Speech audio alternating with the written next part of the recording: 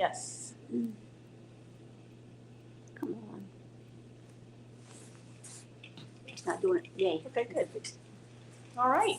You're okay. You're on. Yes, ma'am. Thank you so much. Thank So you for your welcome. help, Jan. Glad to have you here for the fourth and last Subconscious Mind class. It's been fun, and I hope it has been useful, because that's its main aim, to be useful, to change things in your lives for the better, more positive stuff. Anyway, last week I talked about how people have always intuitively believed that there was a healing power that was available, sometimes to them and sometimes not, but they really thought that only special people, special places and things could make that come true for them, like a piece of the true cross that I was talking about last week, or a famous shrine, for instance. Healings actually are the result of subconscious change, belief that things are possible. I described that small church in the Canary Islands where there have been many, many healings. And it isn't that small statue of Mary and the baby Jesus that does the healings. It's the reputation of that place, the jeweled robes that are on the statues, the dazzling thank you gifts that have been sent for healings, the plaster casts of various body parts that have been healed.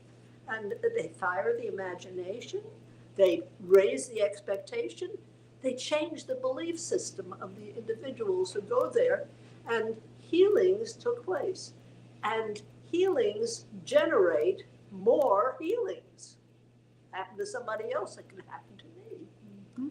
The whole ambiance of the place has a smashing effect on the subconscious mind.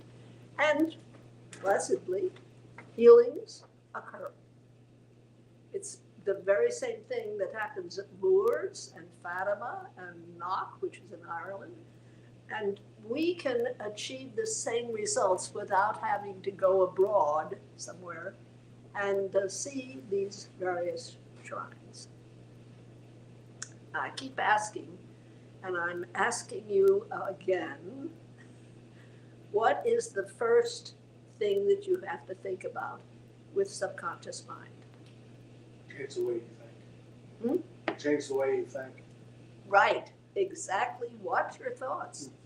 And the second one was, you know? Let's see, change the way you think. Change from negative to positive. Hey, yes. And I have to say that this class has the most fun homework because it works. Yes, it does. Yeah. It does. Yeah. This is absolutely true. This is the real stuff.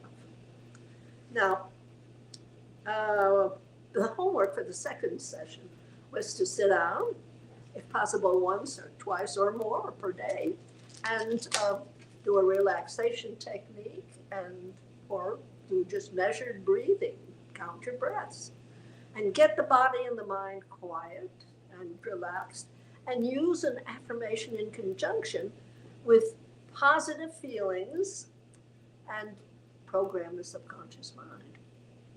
Now, what are the two best times to program the subconscious? When you wake up and before you go to sleep. Yes, that's right. And at those moments during the day when your hands are occupied, but your head is not, you're just doing things routinely, what should you try to do? Say affirmation. Yes, that's it.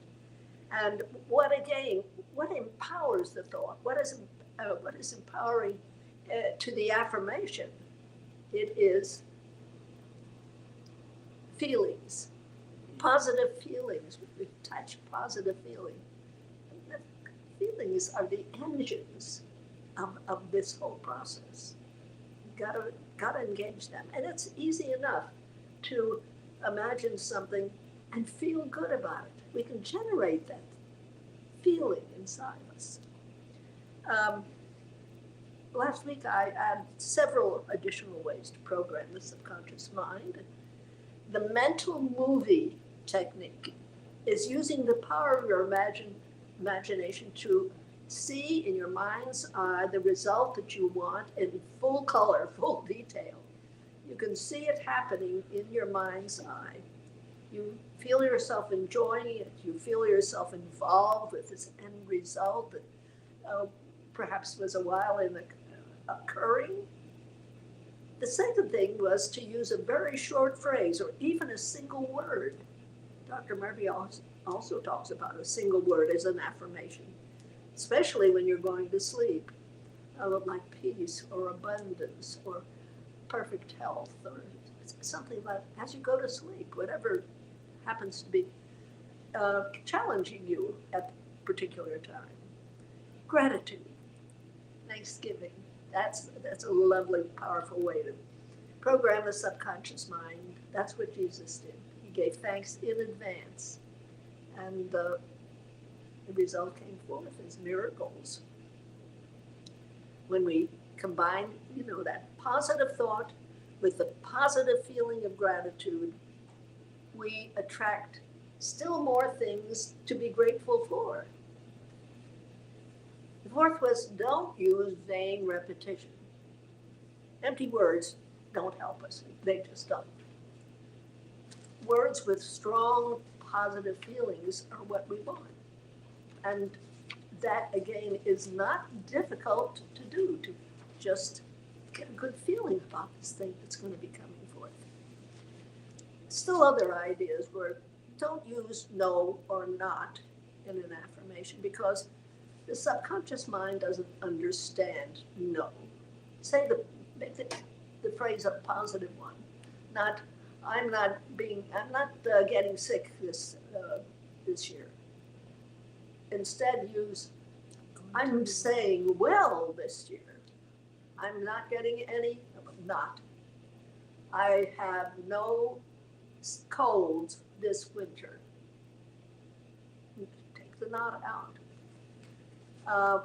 The subconscious mind will always accomplish your goals and desires in positive ways. I mentioned it didn't take your mother to die for you to get the money from the insurance for your need for money came about. No.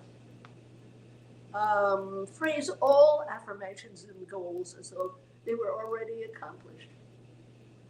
The subconscious mind knows only now.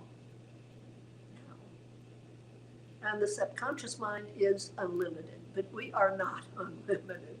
So it can handle all the goals you want to have accomplished, but it's best to confine your dreams and your needs to a few goals, because while the subconscious mind is unlimited, we are not.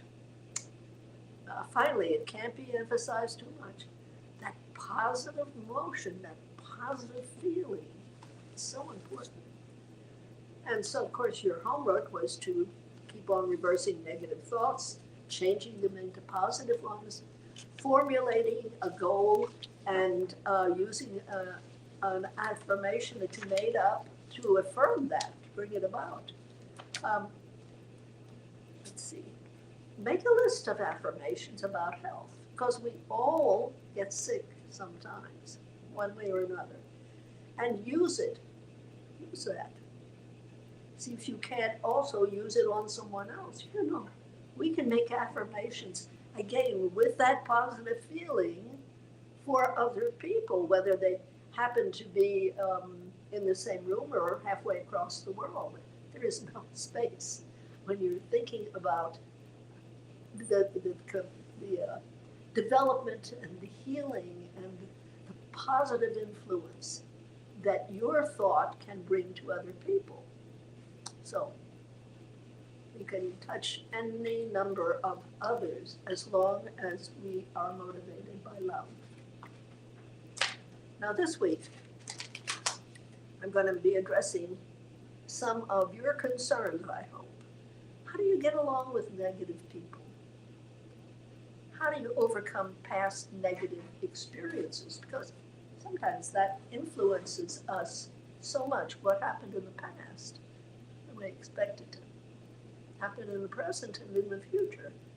So we're not going to try to figure out why you had that initial negative experience, but when we don't know exactly how our thoughts and emotions affect our experience back then, but what we're concerned about is now, we can end up with an unconscious expectation of inharmony or failure if we don't change those quiet little messages that are certainly within us at times, hopefully fewer times. Now, we are definitely not conscious of this, but the unconscious messages of limitation or failure or fear, self-doubt, apprehension, they come through our facial expressions and body language very clearly. Other people can see that. If someone has to deal with critical supervisors on their job, that feeling of insecurity and fear created by perhaps previous experiences like this can be telegraphed unconsciously to present or future employers. The fact that we expect something bad to happen, there's a subconscious mind again, and it can attract exactly that. We are social creatures, and over the past several 100,000 years, we have learned to read other people.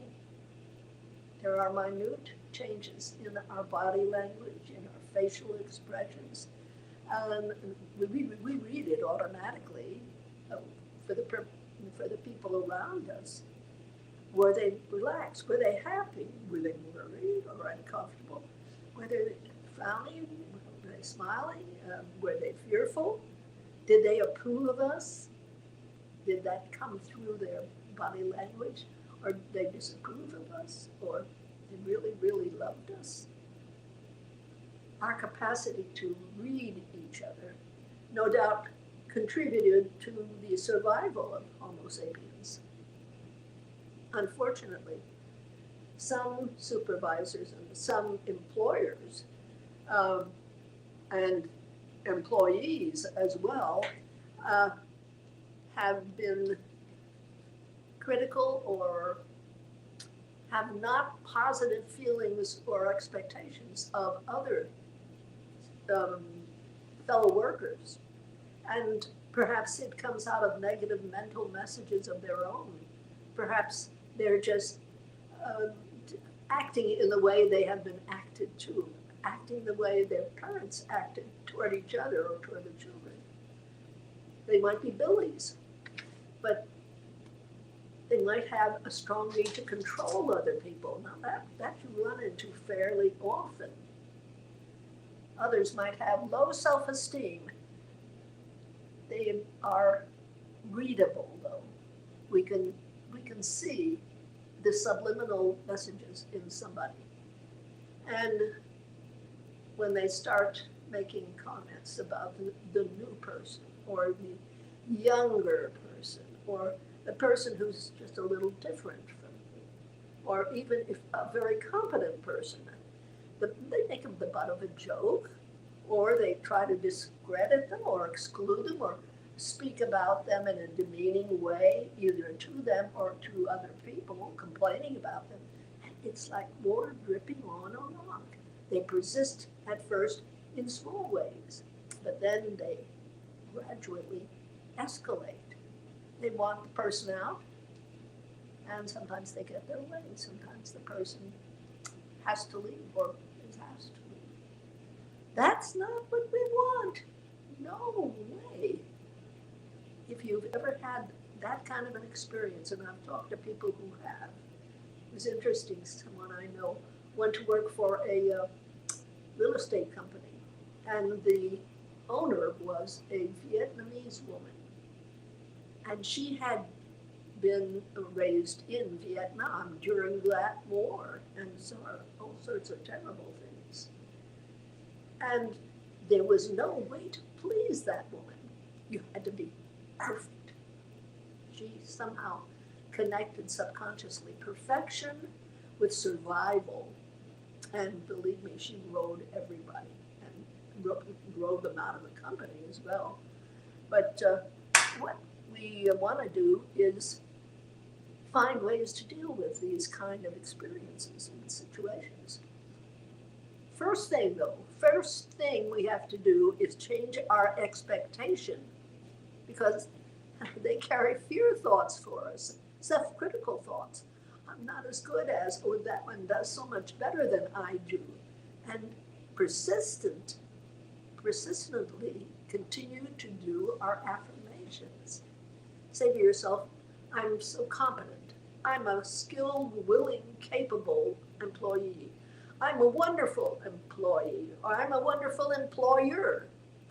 I'm a huge asset to this school, or I'm a huge asset to this business or this enterprise. We could affirm, I've found the ideal job where I'm valued and appreciated. That's a good one.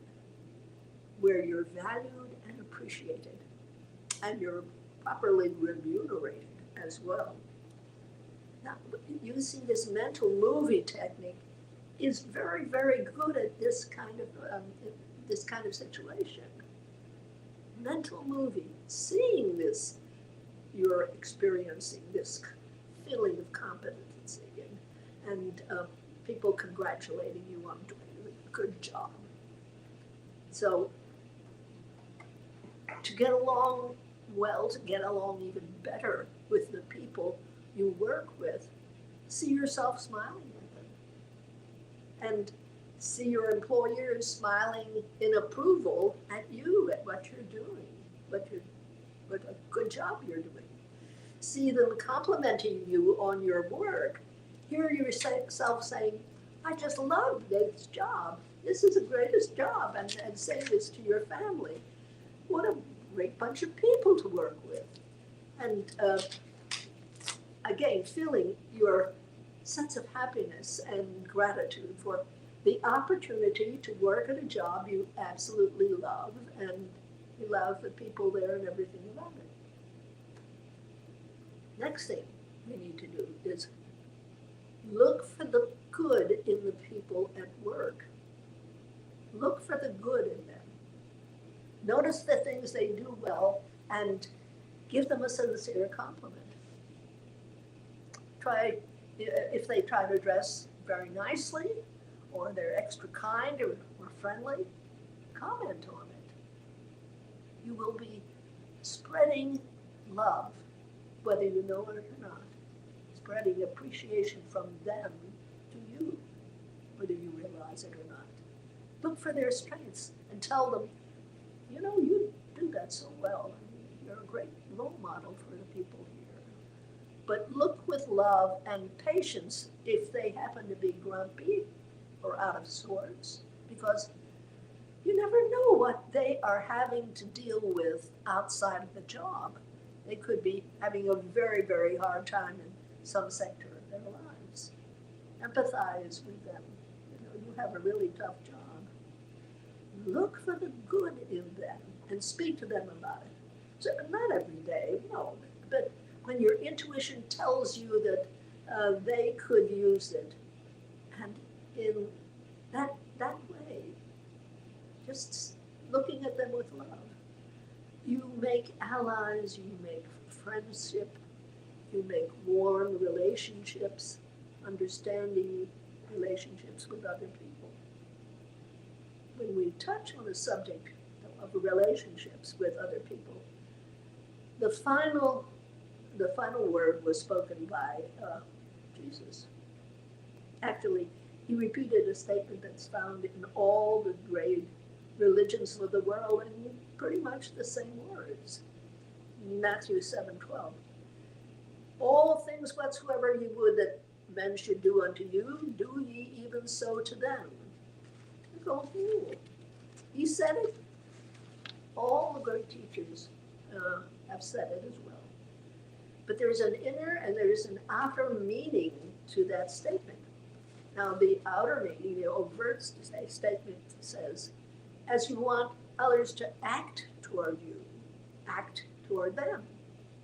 But the inner messages, and that is most important to the subconscious mind, is as you would have others think and feel about you, think and feel about them. That's putting a deeper understanding of that phrase. I know a person who was raised in a home where anger or displeasure was simply not tolerated. It was never expressed.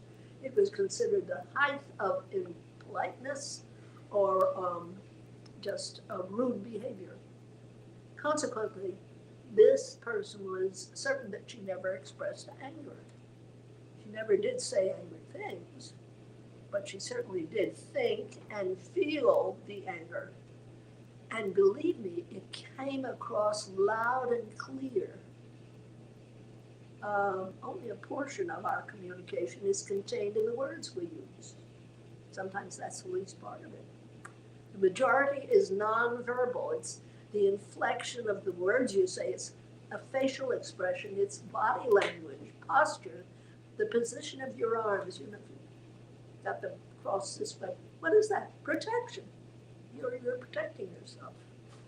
It's interesting that there are people who have to interrogate possible criminals, spies, and on and on and on. And they are experts at looking at the body language of people and knowing, well, both intuitively and just by that body language that they are lying. They're not telling the truth. So you might think that you can hide strong feelings of pleasure or displeasure, but they come out without you realizing. They come out around the edges. When you carry a feeling strongly in mind, the face, the voice, the body is going to reveal it. It's going to come out. And others are going to respond to your nonverbal communication. Don't judge, or you will be judged. That was one of Jesus' also famous statements. Do good, and it has to come back to you. Think good, and that has to come home to roost as well. Every suggestion you give to another person, you first give to your subconscious mind. Everything you say unkind or impatient to another person, you first say to yourself, to your subconscious mind. So don't tell other people off. You are programming yourself. Don't tell them to drop dead, because you don't want that to happen to you, for heaven's sakes. When we make things difficult for other people, we're creating difficulties for ourselves. When we criticize, watch out, it's going to come back to us. It is enlightened selfishness to love, to see the good in others, to bless, to be patient, to be concerned about others, to seek to serve, to have the attitude of service to God and to others, to share with others, to be grateful, to be generous, to look for the best and praise it in others. Indeed, the law is perfect and it works every time. Everything we send out comes back to us. And we can easily think of some people we know that are going to have to experience some very challenging things because of their behavior, their words. Always remember, it's not what another person says or does that affects you. It is your reaction to what is said and done that affects you. You change your reaction, and it no longer has the power to affect you in a negative way. You're free of it. Change your reaction to whatever is annoying or upsetting or frightening. Change your reaction to that, and that way nobody and nothing has the power to negatively affect you. That's a fourth agreement, isn't it? Never take anything personally. If you don't take it personally, it just washes right over you. It doesn't affect you whatsoever. Nothing, take nothing personally. Something's wrong with them. That's why they're acting in the way they are. You are the only thinker in your universe. But sometimes you hand that power over to other people. When your thoughts are peaceful and they are certainly going to create harmonious relationships with others. The question is, what am I thinking about my fellow man? You never hate a blind person or a crippled person or somebody with a broken leg because you have more compassion than that, certainly. Have compassion and understanding for the mentally blind, the mentally crippled people, those who don't experience good because perhaps they've never experienced very much good. To understand all is to forgive all. That's a French expression. Because if we understood the whole background of anybody, we could say, how else could they behave? They're doing the best they can. It's negative and it's destructive, but to know all is to understand all, is to forgive all. It's a good expression. Tonight, I'd also like to talk about success. Some people think about success in terms of their bank account or their stock portfolio or the numbers on their paycheck. They put their trust in the government check that might come to them when they get over 65, or in the stock market. They breathlessly look at it every day to see whether it's going up or down. A certain business enterprise, maybe they're associated with or somehow connected with, how are they doing? People worry about such things. If there should be problems in some sector of the economy, or if somebody's job would end, or how terribly frightening a bank would fail, their sense of success and abundance would disappear overnight.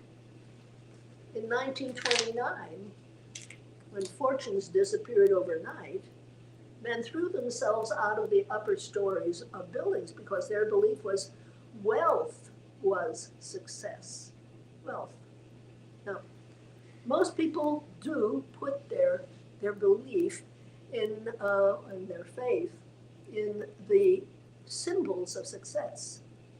And if the symbols disappear, they panic, they feel helpless. They haven't learned that success is an inside job. A successful person is not necessarily somebody who drives a Cadillac and has a great big house and a lot of money, a lot of power. The American myth is that success is the result of making money. Actually, we don't make money, we earn money. Our society is structured the way that we, in certain ways, and that is that we provide goods and services to other people, and they in turn provide goods and services to us.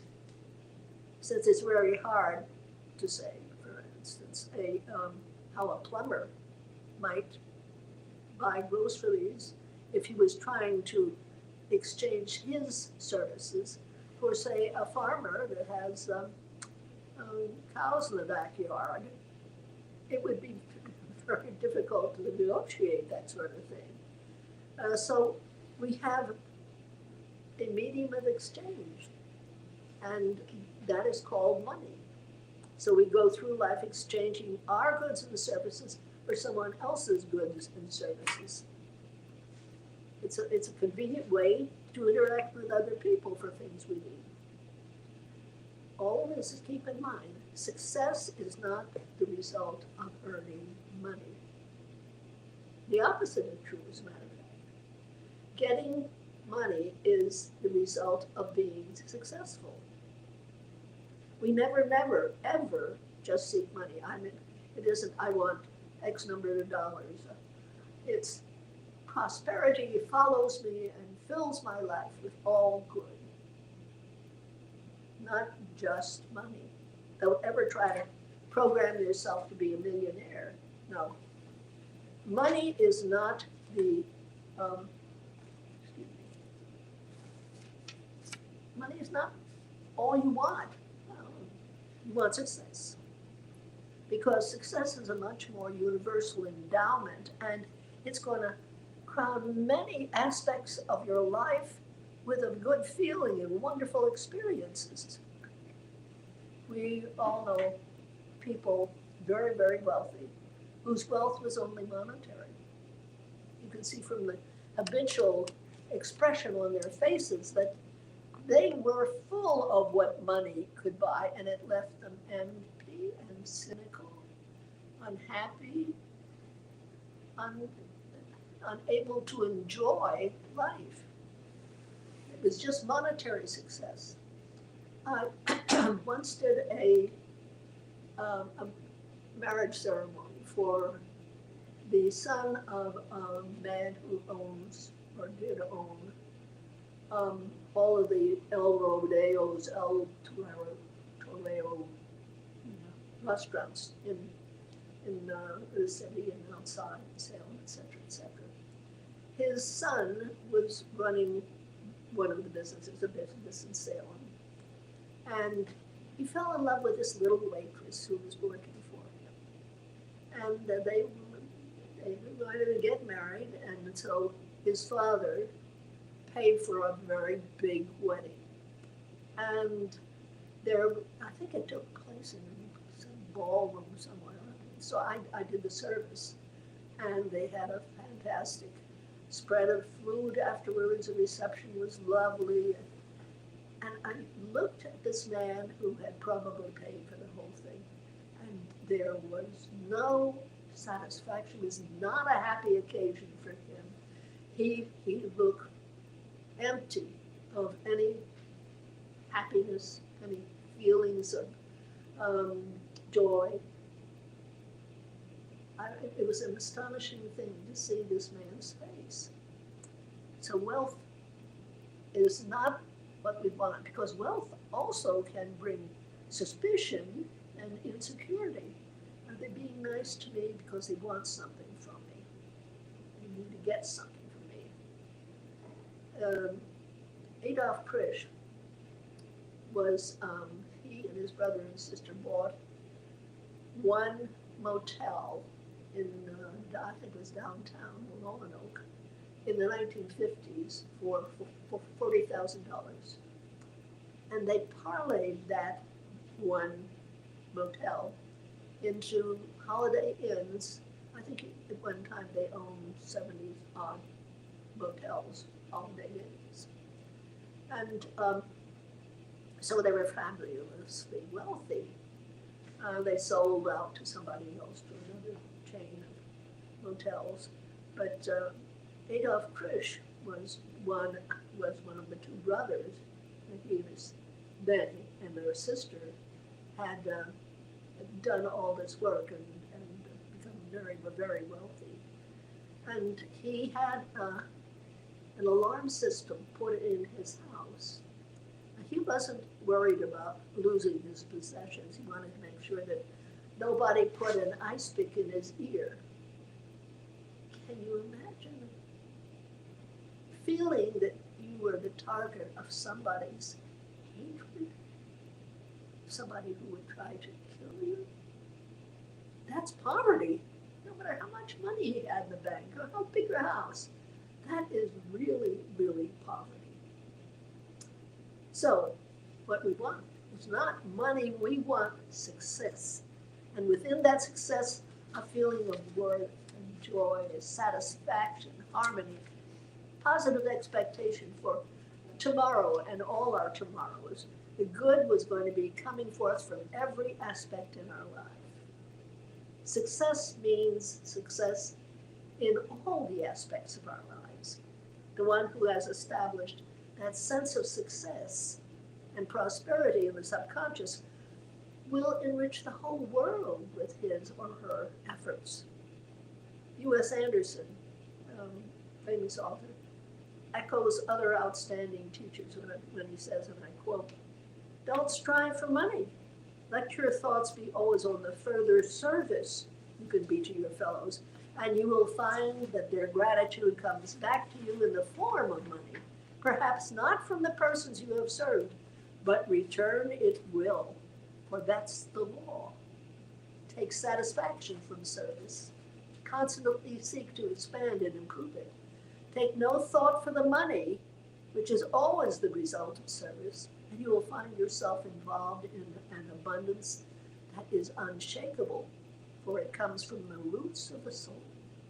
Prosperity is founded on the law of mutual exchange.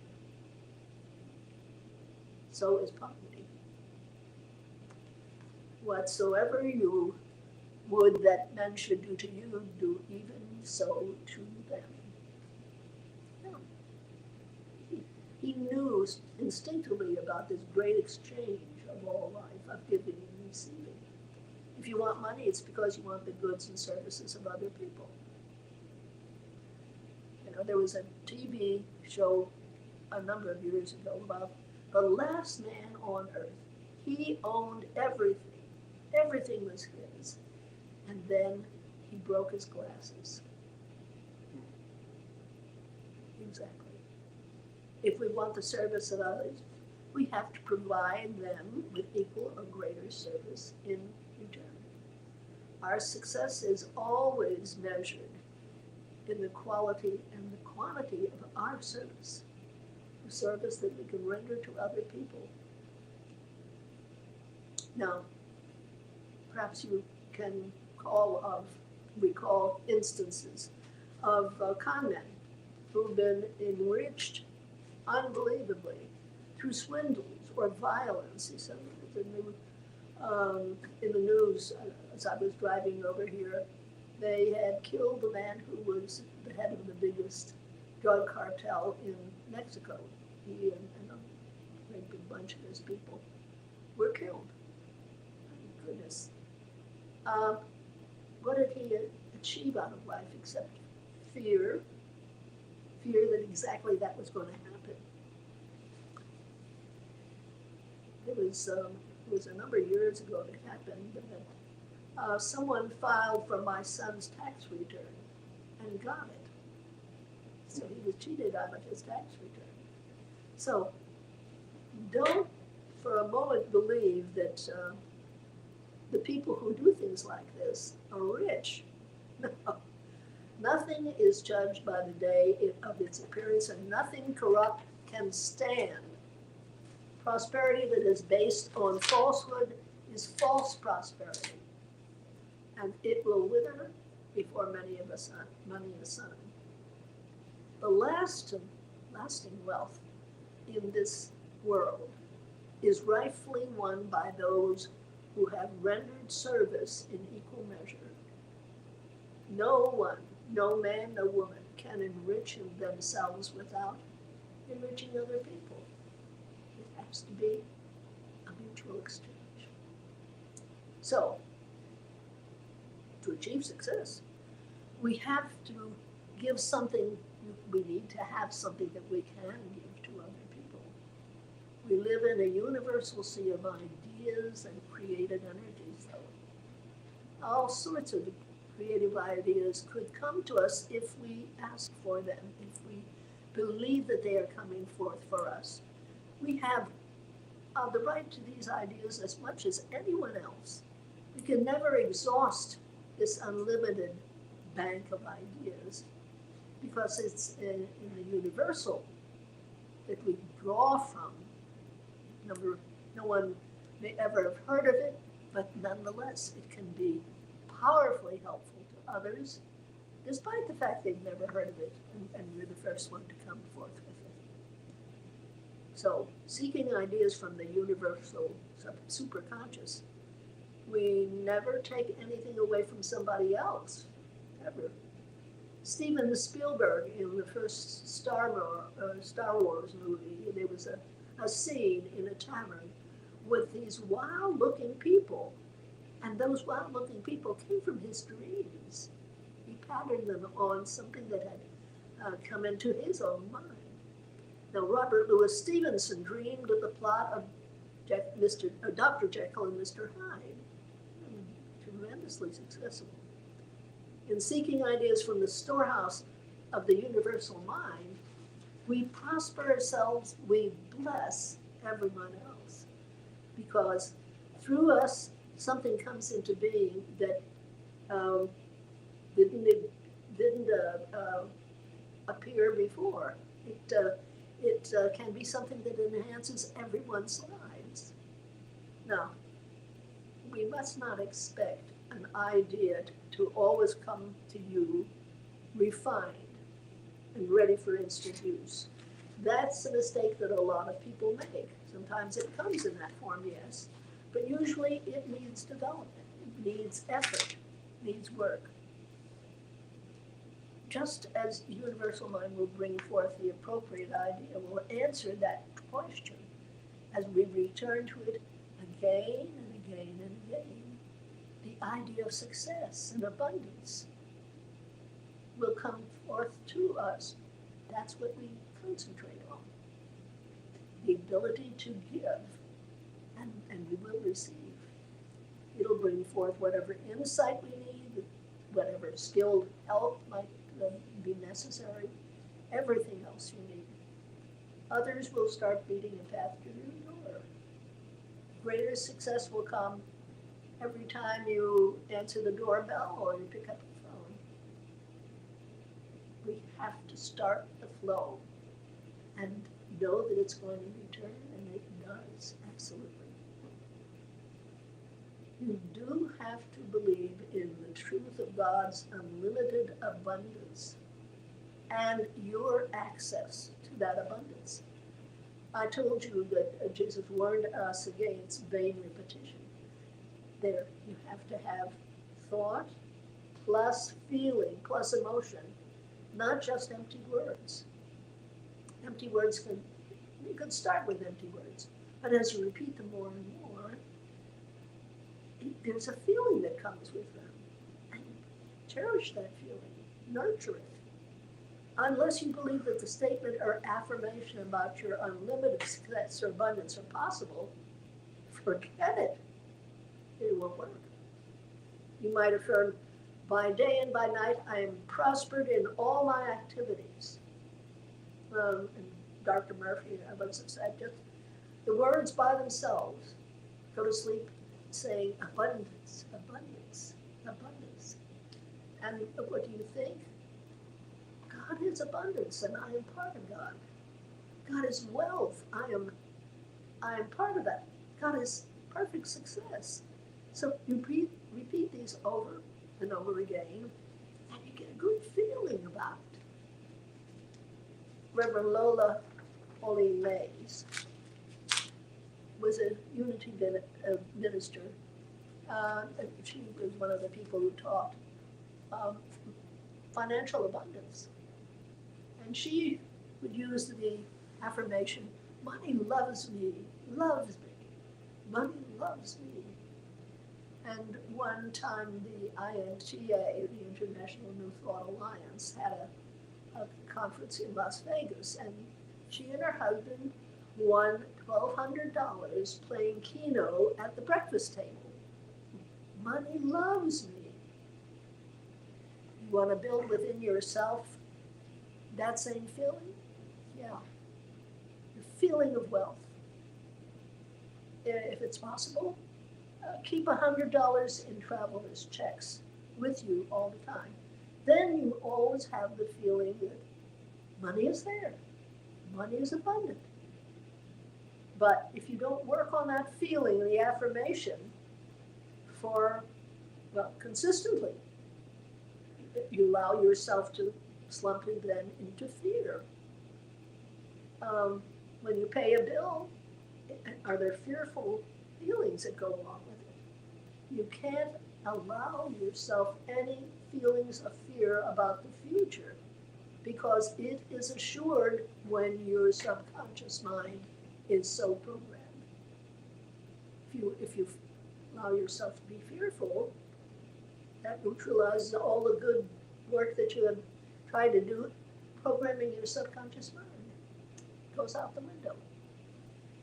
If you develop that subconscious awareness and assurance of abundance, then the company you work for could go bankrupt, the stock market could crash, you might lose all your money, but your success and your prosperity would always come back. Now, William Randolph Hearst was a very famous newspaper publisher, and he was in debt $10 to $12 million after the crash of '29. In 10 years, he had paid it all back and was a multimillionaire again. He had the awareness, the consciousness of abundance, of success. The consciousness of prosperity always returns prosperity in usually a very short period of time. Now, when you have the right mindset, no matter what you do, no matter how you might spend it, perhaps quickly, the flow of abundance is going to continue. Better to be prudent about your expenditures, but if it's needed, then it is always going to be replaced, if not from one source and another. There have been many a successful man who built a great big business enterprise, and when he retired or died, the business passed into the hands of his heirs, who did not have the founder's success consciousness. That's one thing that doesn't get inherited through the genes. No. It's something that person of success has developed. Now, the son of the founder is going to inherit a healthy, successful business. But in time, it'll begin to falter and fail because he doesn't have his father's success consciousness. He doesn't know how to go within and find the creative ideas that his father did, that will keep the business abreast of the times. I was told a story about a poor woman. She had a number of children, and her home was really run down, looked awful. Well, she moved, and a young couple bought it and painted and plastered and fixed and cleaned until it was shining. And when she came back to town and saw it, she said to people with her that poor folks have poor ways. Consciousness. The consciousness of poverty rather than the consciousness of the availability of abundance. When I was first married, I would have to write the monthly checks for the house. And I would write them and cringe, thinking, do we have enough to cover this? And I always knew there wasn't going to be enough, and usually it was a pretty tight squeeze. But instead of worrying when you're paying your bills, instead of the dismay you feel when you're subtracting the costs from the totals in your checkbook or bank balance, think in terms of being, the whole thing being divine energy flowing in and flowing out. You know, you can't fill a cup that's already full. You have to have an outflow before there's an inflow. Think of the good that is coming to you for whatever that money is paying for. Yeah, you're receiving good, and you're giving good out. If the electric bill comes in, it's higher than you like, but you pay it and you're giving out good so that the lights are kept going, the heat is kept going. You can take a hot shower. The flow goes to the store owners of the grocery store owners or the salespersons who negotiated some kind of a deal with you, the vendors, electricity, and so forth and so on. All the bills that we have to pay, they're ever widening concentric circles of good. Henry Ford pay the unheard of wages of $25 a week. $25 a week. Good given out comes back because his workers became his customers. They bought cars. When we pay a bill or we give anything, we become part of that flow of good. When you give a contribution, when you tip a waitress, when you give something away that you can't use anymore, remind yourself of that universal truth. Saying to yourself perhaps, 10 times 10 times 10, that's an affirmation. It means that you are putting good out and it is returning to you through various and diverse channels, 10 times 10 times 10, 1,000 times. You see it as a flow of abundance. When you purchase anything, whether it happens to be groceries or gas or lunch or toothpaste or whatever, you lay the money down, see it as good going out, and knowing that many times that good is coming back. If it happens to be a credit card, still it is good going out and good coming back. It's a mental trait. It's a mental habit. Creating a good mental habit, helps to reduce and eventually remove any fear of lack, any thought of lack. Know that it's all in divine abundance and divine order for you to receive this. Not to worry. Now, you might try thinking about your parents' attitude about money. Your subconscious attitude about money is probably is what theirs was. Now, if they were not very well off, your feelings about abundance might need a good bit of changing. That old attitude, that old fear has to be unlearned. If it isn't a feeling of assurance, a feeling of abundance, the sense that all good is mine, and rightly so, I deserve it. And we do. We absolutely do as children of God. If it isn't that, then work on it. It's got to be changed. It's divinely appropriate that we have good things. The universe was designed to give us good things. It's divinely appropriate that we have food that is nourishing and that we enjoy eating, that we have surroundings that are comfortable and attractive, what we like, that we have clothes we like to wear and feel comfortable in, that we have no feeling of constraint about life, but that we have a feeling of assurance and freedom about everything we want or we need. Buckminster Fuller, the creator of the geodesic dome, very famous architect, said that the world's problem was not a lack of abundance. There's a great abundance, he said, of everything. The problem is a lack of proper distribution. They're billionaires. And we have to know that that has to be distributed. There has to be a greater abundance for everyone. Now, there are people who will tell you that the Bible says that money is the root of all evil, but that's a misquote. 1 Timothy says that the love of money is the root of all evil. Do anything you can to get it. Actually, it's kind of irrational to love a medium of exchange, isn't it? Yeah.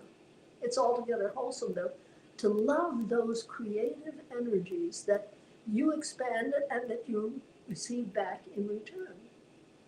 We love that which we create, and that's appropriate. Whatever we might do with our hands or with our imaginations or with the computer or whatever, we have an affinity for, we're really proud of. It makes us feel good to do something that's helpful to others.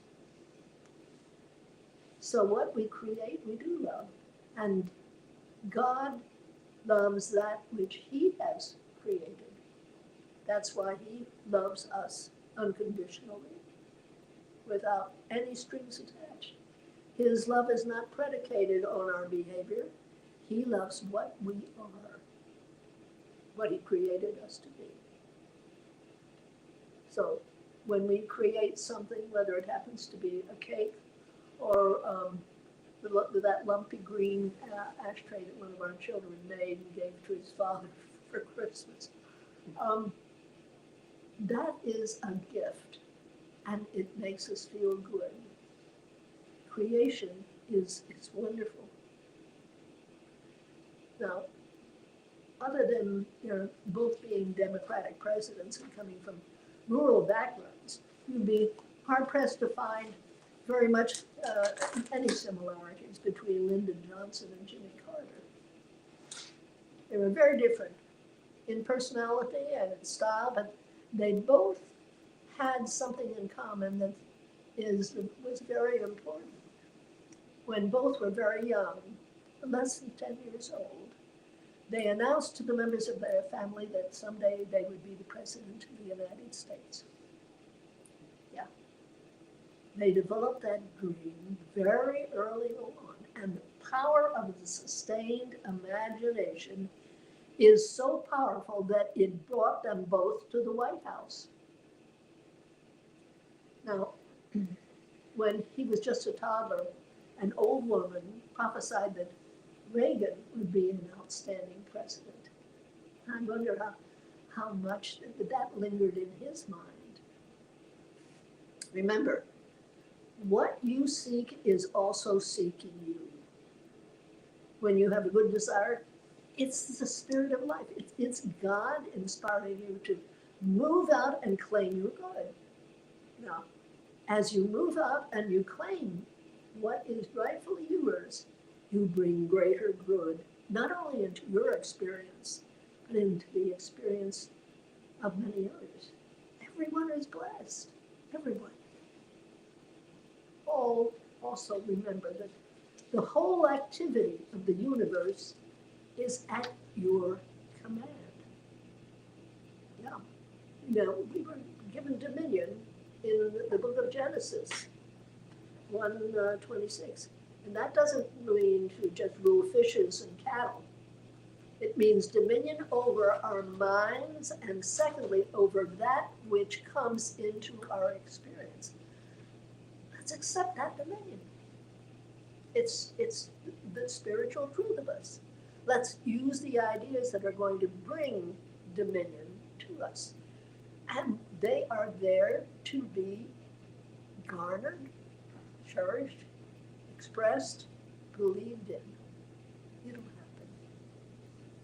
Let's get used to the idea that it is our right to have all this. And you're not taking anything from anyone that is good, but we're receiving that which is rightfully ours when we do this. Rightfully ours. There was a woman by the name of Dorothea Brand. She was a writer. 20 years of work being a writer had not panned out very well.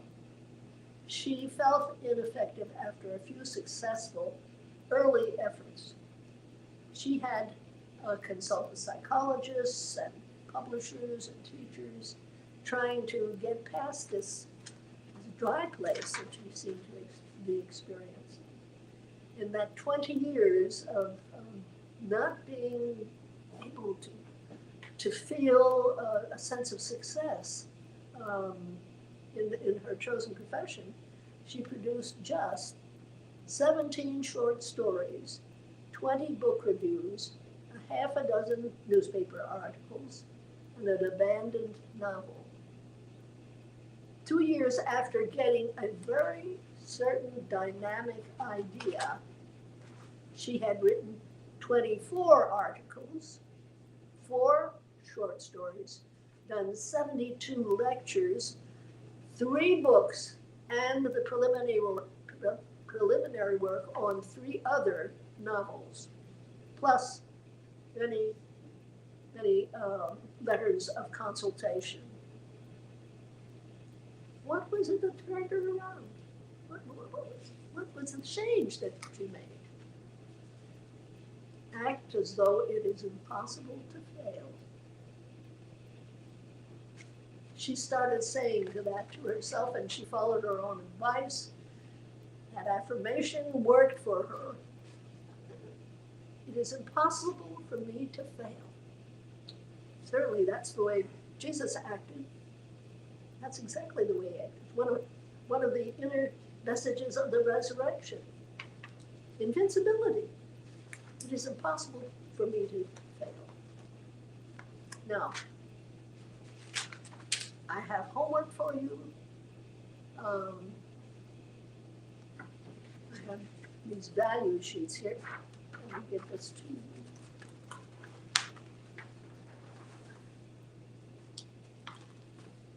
Homework and reminders.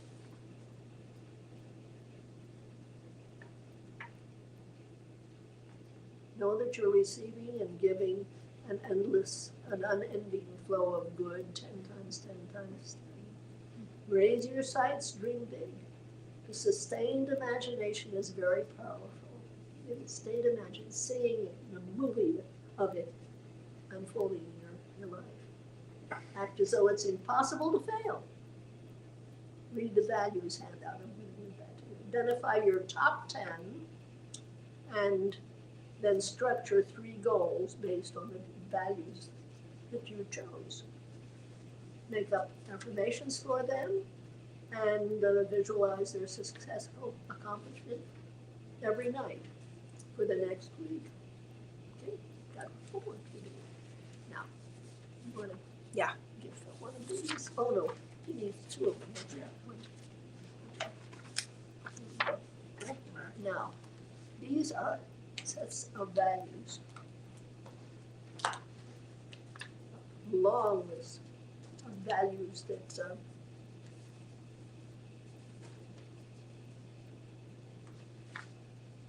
okay. Here we go.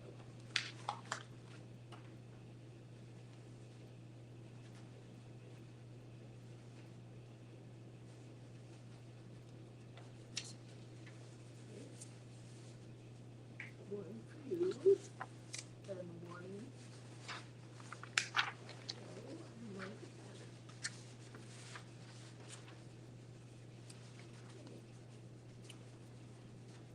Got it? That's a long list, and it's It's a long list. exhaustive perhaps, but it covers so many subjects that you might indeed want very much to succeed in. It might jangle some old desires in your mind. A feeling of, yeah, I need to work on this, or this would be so helpful, etc. Now, Phil, you're going to be taking a very important class, aren't you? Yes. Yes.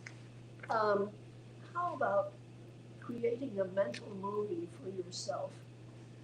And you've taken the class and you've seen the passing grades, the excellent grades that you get from it. And you're telling Jana, I passed with flying colors. Yeah. Yeah. That's a good goal. Just keep. Yeah. Do you have a goal? Oh gosh. You're right about this list. It's Exhaustive. no, it's kind of exciting, really, to think. Because honestly, I think I just muddle along most of the time, without thinking about it. That's why the homework in this class has been so fun, because I'm asked to get out of the muddle and to be conscious and teach myself something. So, because I don't think a lot about being accepted or growing, they're exciting. These are all very exciting. So, a while ago, I've said it many times to my friends, and I say it like I'm kidding, but maybe I'm not. I think it would be really nice, because I live in a big house, to have refugees living with me. Oh. I mean, why not? Yeah, Why not? And there's a lot, seem to be, if you think about it, you know, would I have to get rid of things, or would I have to build something, or would I have to change something? But I just thought it would be nice to have, to live with someone and to be helping someone, so, yeah. Some people who would be so grateful for the help and the wonderful surroundings, and that you would be so positive toward them and Yeah. encouraging and help them starting to achieve the American dream. Yeah. Yeah, so, but a lot of these values, I think, might help clarify maybe what sort of personal thing I could contribute. I think that would be nice, really nice. Exactly. And success Yeah. can mean success at work, it can be success in our Yeah. personal, interpersonal life, in our homes, in our relationships with people at work. Yeah. Success is what we want. Yeah.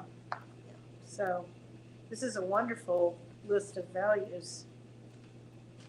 Did you come up with this list? No, I got it somewhere else. I'm not that good.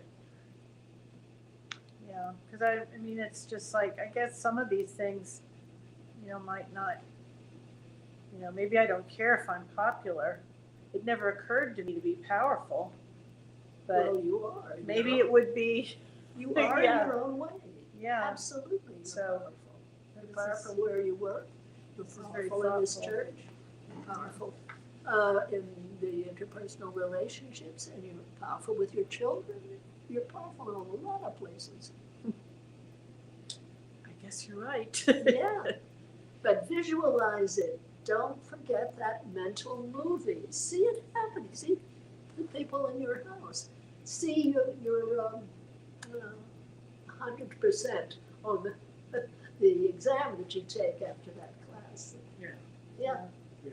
And you're telling Jana about it. Yeah. Guess what? I got it. Yeah, Any questions? exciting. I don't think I do.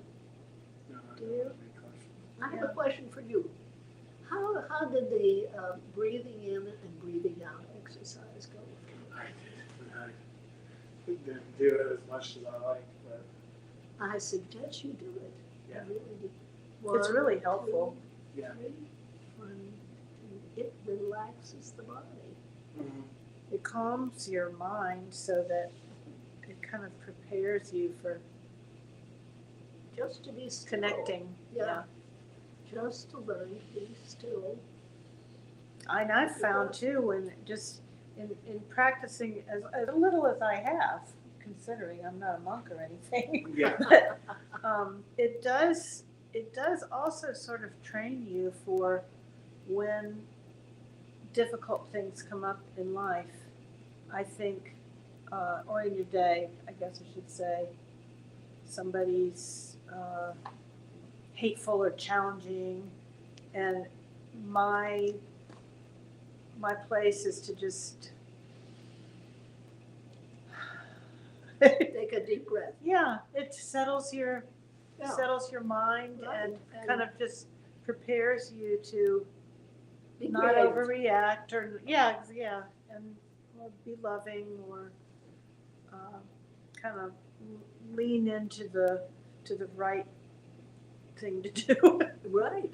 Yeah, Gives you time to and maybe by just saying that, it'll happen for you some point in the day. Somebody will say something and you'll be like, uh-oh, in your head, uh-oh, and just,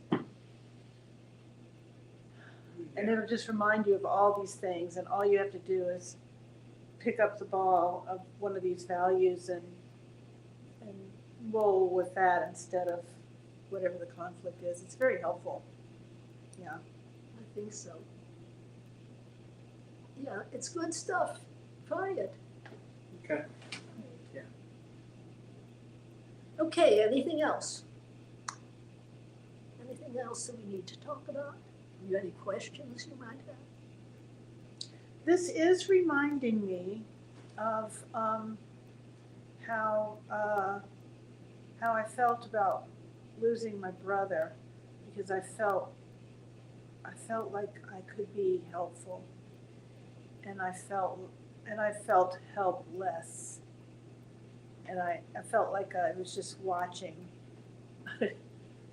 something play out that I couldn't help with. And honestly, I think a refresher course in this class, or taking this class for anyone, I think might be able to help with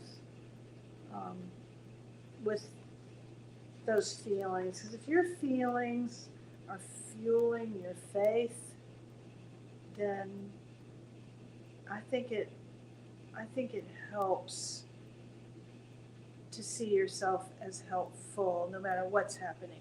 Exactly. Yeah. Just your attitude. Yeah. To be of service, to be of help. You don't see that, but it's love expressed. Yeah. It's changing the feelings, the attitudes, the relationships. It's doing Yeah. hidden things that are powerful and beautiful and godly. Yeah. And that particular, I mean, all of us are going to or have faced those kinds of devastating losses or griefs, and it's just, I think we can do better than just being led by other people's feelings. If we Yes. could lead with a sense of a power or love or any achievement. I'm just glancing down there, and there they are. Then I think we could really help ourselves and help other people more than we do. And what you give out, you get back. Yeah, truth. Yeah. I'm sure that you were, whether you know it or not, you were a great help to everybody around you and your family. Well, you have to when you go through something like that. I think you have to understand about yourself that you really were doing your best, and there's always room to grow.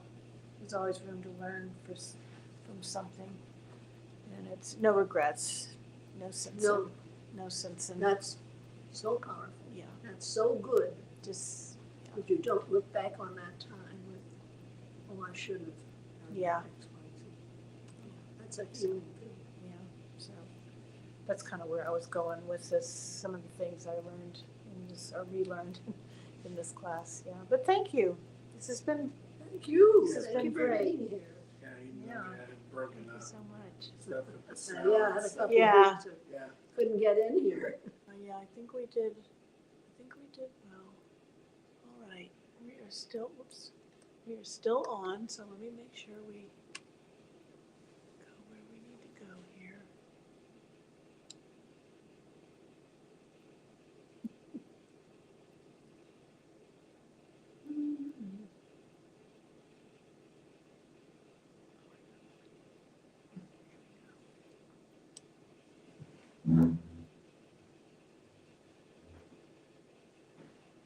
I'm smart. Just keep smiling, Marita. I'm trying. Oh, the vagaries of electronics.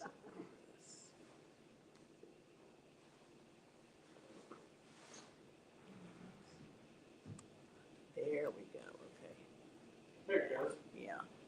Okay. And there we go.